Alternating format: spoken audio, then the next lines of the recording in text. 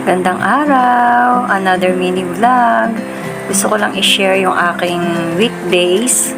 So, today is Monday. So, inumpisahan ko ang aking araw. Siyempre, una, devotion muna.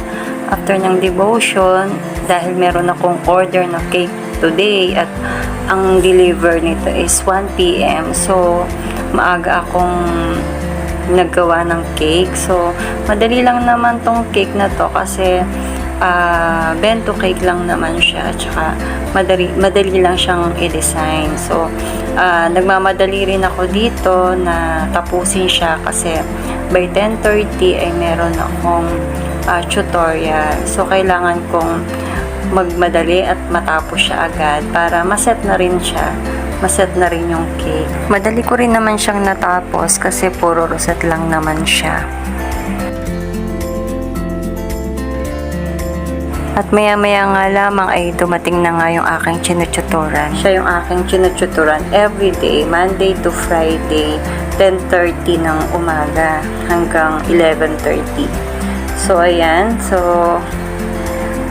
nag-aral muna kami, tinuruan ko muna siya. Ang ano ko lang naman sa kanya is tinuturuan ko lang siya magbasa at saka magsulat.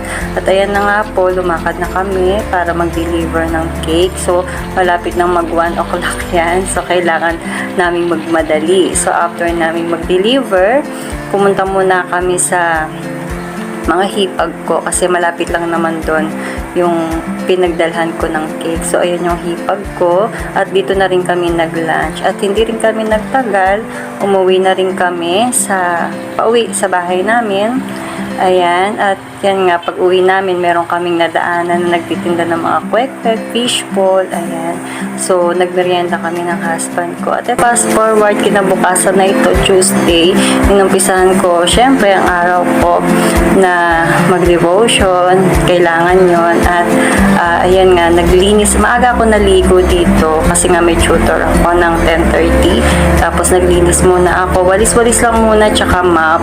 Hindi ako pa naglilinis ng bongga kasi nga may tutorial pa ako. So, ang linis ko dyan is hapon pa. Yung wala ng tao sa baba.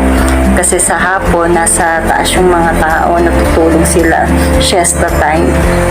So, mas preferred kong maglinis sa hapon or yung mga between 1 o'clock hanggang mga 4 o'clock ganyan. Kasi walang taong lalakad-lakad. So, ito ulit yung aking tinututuran. Dumating na siya ng 10:30. Ayan. So, mabilis lang naman kasi reading, writing, and tinuturuan ko na rin siyang mag-solve sa math. Ayan. So, happy naman siya habang kami ay nag-aaral dahil mabilis naman siyang matuto. At ayan nga, uwian na, sinundo na siya ng kanyang sundo. Ayan, dumating na si tatay. So, at ayan, ngayon nga ay naghahanda na rin kami kasi dadali namin si Mia sa doktor kasi meron siyang sakit simula nung Sunday.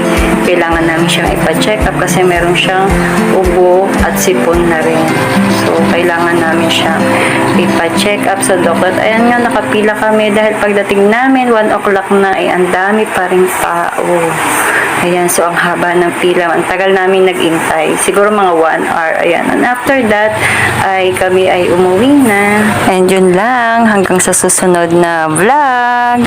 Thank you for watching. God bless.